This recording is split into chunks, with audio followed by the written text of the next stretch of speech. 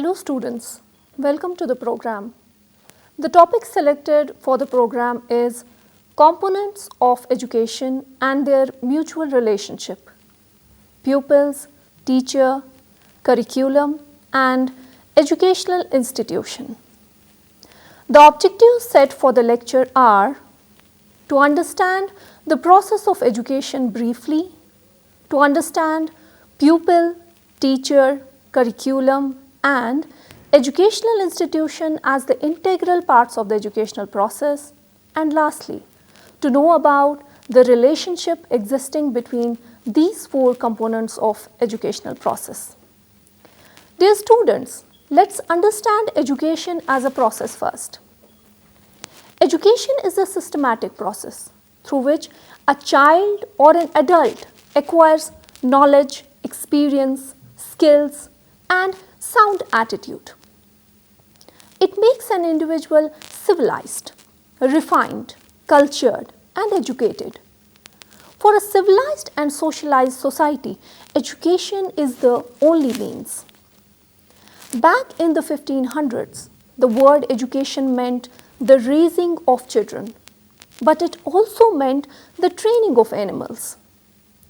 While there are probably a few teachers who feel like animal trainers, but education these days has come to mean either teaching or the process of acquiring knowledge. Education in the broadest sense of the term is meant to aid the human being in his or her pursuit of wholeness. Wholeness implies the harmonious development of all the potentialities God has given to a human being. Is the key to solve the various problems of life. Education is the process of facilitating learning or the acquisition of knowledge, skills, values, beliefs and habits. John Dewey holds, education is a tripolar process and not a bipolar one. The educational process not only has a psychological side involving the educator and the educand, it has the sociological aspect too. The educand has to live in and for the society he belongs to. True education comes through the stimulation of educand's endowment by the demands of the social situation in which he or she finds them. The educator requires stimulating the educand's power in the total social setting. Thus, the social aspect of educational process becomes more important than the psychological aspect. Hence, educational process is tripolar in nature, as it involves the interaction between the two of the three, namely the social factors, the educator and the educand. The function of the educator becomes then the modification of the personality of the educand in the light of the needs of the society. This modification of personality does not happen on its own. Educator has some aims as per social demands in his mind, which the educand has to realize through various activities in a particular setting set by the educator. These activities carried out by the educator in order to modify the educand's personality are collectively termed as curriculum. And the setting where this curriculum is worked out is termed as educational institution or school. Thus, in the process of education, the most important components apart from society include educator or teacher, educand or pupil, curriculum and educational institution. Dear students, let's try to understand these one by one and their relation with each other. First, the teacher. The teacher is the yardstick that measures the achievements and aspirations of the nation. The worth and potentialities of a country get evaluated in and through the work of the teacher. A teacher not only has a thorough knowledge of his subject, but also he must know man, the society at large. He must have a clear vision about everything he comes into contact. A teacher must have a definite outlook on life, optimistic or pessimistic, positive or negative, materialistic or idealistic. Any one of these beliefs will affect the various problems of education, the aims, the discipline, the curricula, the methods, the techniques of teaching and the organization. So a teacher must have an adequate and sound philosophy. He must have a thorough grounding in philosophy. John Dewey is of the view that education frequently takes place under the guidance of educators, but learners may also educate themselves. In the attempt of defining quality education, it's of crucial importance to reflect on what is needed of the teacher to provide quality education. There have been many attempts to list the characteristics of the good teacher. Sometimes such lists tend to give a picture of a kind of superman, superwoman, and may be more discouraging for teachers than helpful. In spite of that risk, it may be of interest to look at some of the more enlightened attempts to describe the good teacher. The Organization for Economic Cooperation and Development, OECD, report Quality in Teaching 1994 defines teacher quality in 5 dimensions. First, knowledge of substantive areas and content. Second, pedagogic skill, including the acquisition and ability to use a repertoire of teaching strategies. Next, reflection and ability to be self-critical, the hallmark of teacher professionalism. Then, empathy and commitment to the acknowledgement of the dignity of others. Then, managerial competence, as teachers assume a range of managerial responsibilities within and outside the classroom. Then second is the pupils. This is the most important of the 3 elements, not only because students are more important than process or situation, but primarily because without the learner there is no teaching. The learner is the focus of any teaching. It's obvious that unless someone is learning, there is no teaching, just as there is no selling unless someone is buying.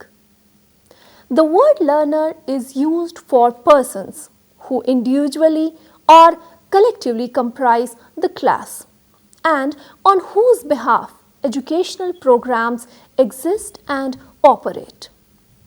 Before the learner is taught, his individuality and personality is studied. Therefore, in order to explore the individual's life, teacher has to keep in mind certain things like learner's instincts and other innate abilities, the learned and acquired abilities, individual differences in terms of abilities and capacities, their interests, aptitudes, attitudes, intelligence and creativity, and mental health and personality. Apart from these things, some factors are to be considered by a teacher regarding the learner, which include family background, prior knowledge, motivation, developmental level, interests, attitude. The third component of educational process is the curriculum. In formal education, a curriculum is the set of courses and their content offered at a school or a university. A curriculum is prescriptive and is based on a more general syllabus which merely specifies what topics must be understood and to what level to achieve a particular grade or standard. The word curriculum begins as a Latin word which means a race or the course of a race, referring to the course of deeds and experiences through which children grow to become mature adults. There is no generally agreed upon definition of curriculum. The term curriculum refers to the lessons and academic content taught in a school or in a specific course or program.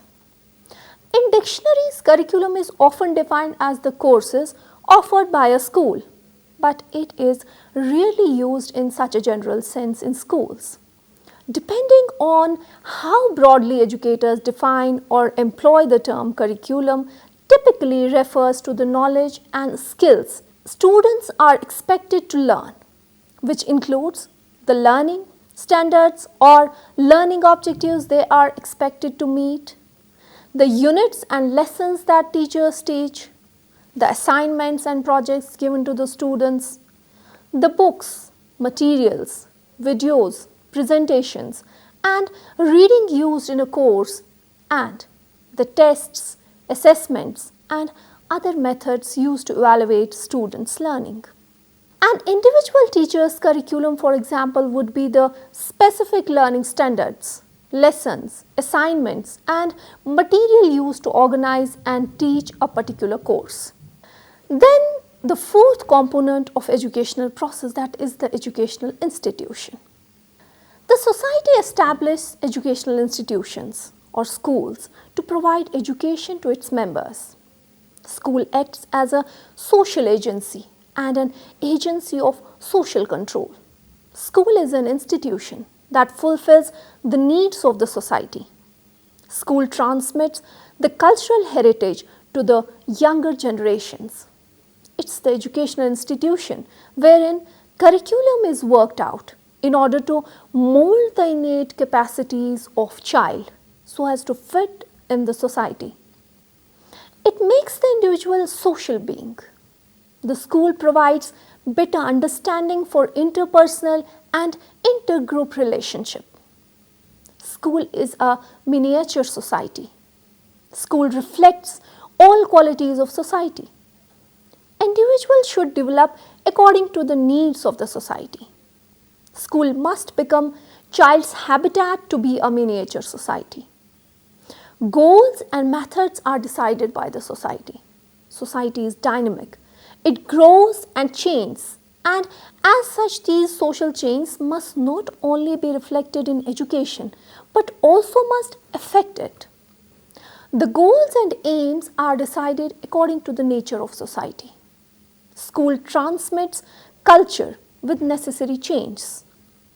Culture changes from generation to generation with the influence of other cultures. Moreover, there may be traditional dogmas and orthodox superstitious beliefs in the existing culture. School considers these things and transmits the modified culture to the younger generation. The schools established by society remodels the future society so as to fit in the ever-changing world. Dear students, now let's have a look over the relationship between teacher, pupil, curriculum, and educational institution.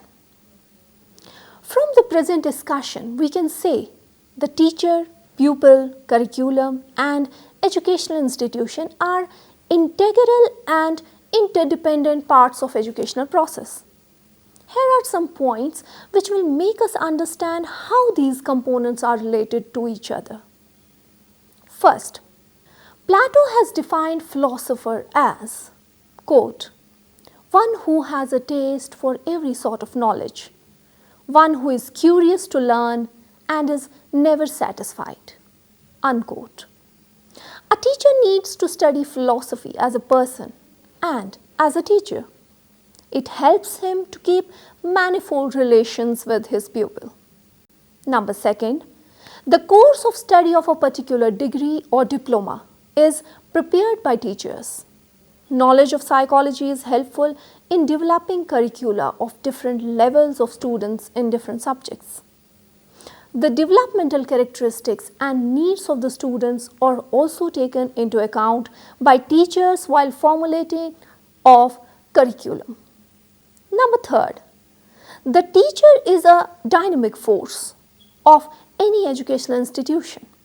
A school without teacher is just like a body without soul, a skeleton without flesh and blood, a shadow without substance.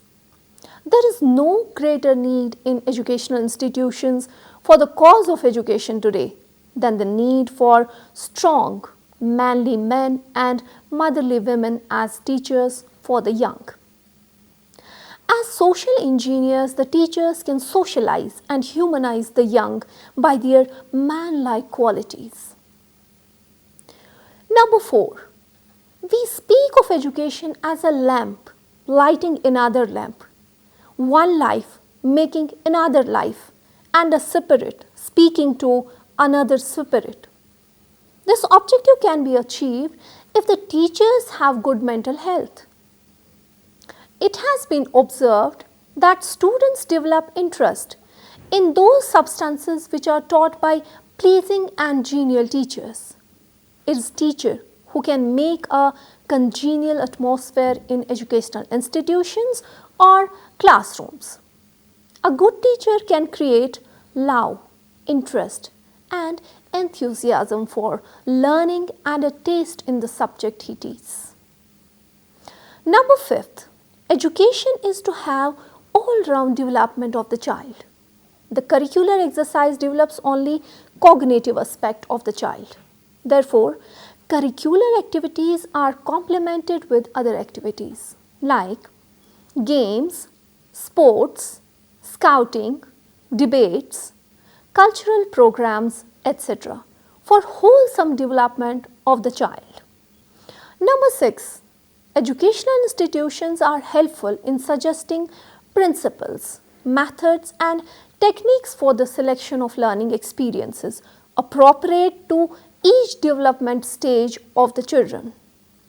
Educational institutions, educationists and teachers collectively enunciate how to organize the content or topics grade-wise for giving them the shape of a syllabus or curriculum, even how to cater to the individual differences and individuality of the children while framing the syllabi or curricula. Number 7. Learning experiences are planned, selected and arranged as per the age, grade and specific individual potentialities of children. For this, teachers are equipped with essential knowledge and skills also. Number 8. As pointed out in Secondary Education Commission, quote, every teacher and educationist of experience knows that even the best curriculum and the most perfect syllabus remains dead unless quickened into life by the right method of teaching and the right kind of teachers, unquote. Number 9. Educational institutions provide a platform for the successful completion of curricular and extracurricular activities. They provide students with strong components of culture, help in inculcation of values, awareness of environment, adventure activities and physical education. Number 10.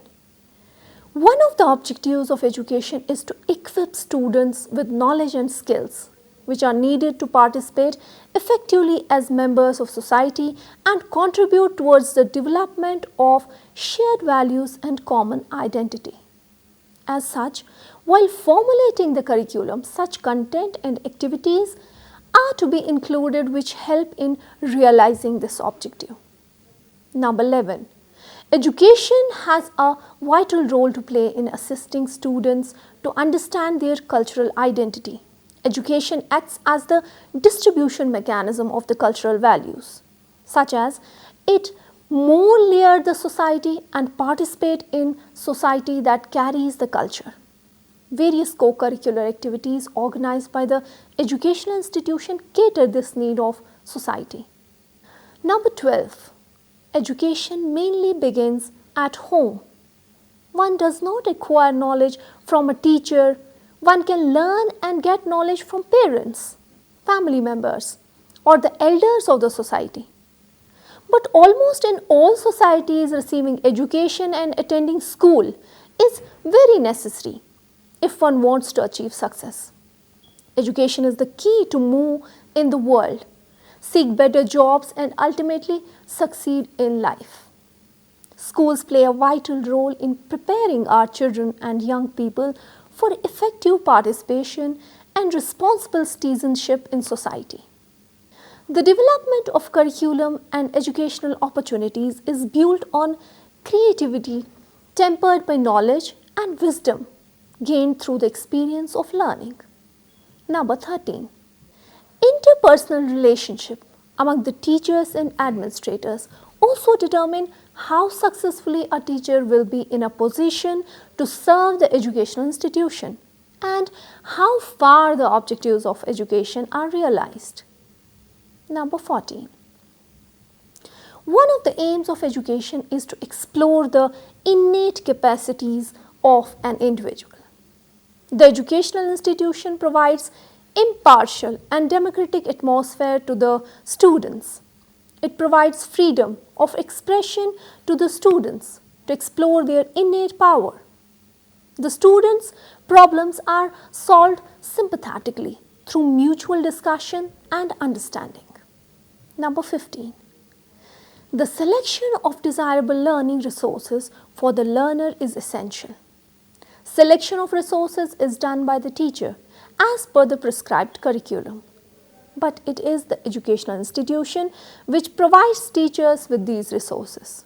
Some of the learning resources include print media, books, newspapers, magazines, audiovisuals, television, films, multimedia, computers, online or offline, museum visits, exhibitions, etc. So, dear students, we may conclude that education is a tripolar process. It involves the interaction between the two of the three, namely the social factors, the teacher and the pupil. The job of the teacher is the modification of the personality of the pupil in the light of the needs of the society. This modification of personality does not happen on its own. Teacher has some aims as per social demands in his mind, which the pupils have to realize through various activities in a particular setting. These activities are carried out by teachers in order to modify the pupil's personality, are collectively termed as curriculum, and the setting where this curriculum is worked out is termed as educational institution or school. Thus, in the process of education, the most important components apart from society include teacher, pupil, curriculum and educational institution. None of these four can be ignored. These four components are interdependent. They work collectively and effectively for the successful completion of educational process. That's all about this topic. I hope you understood the content and enjoyed the program. Thanks for watching.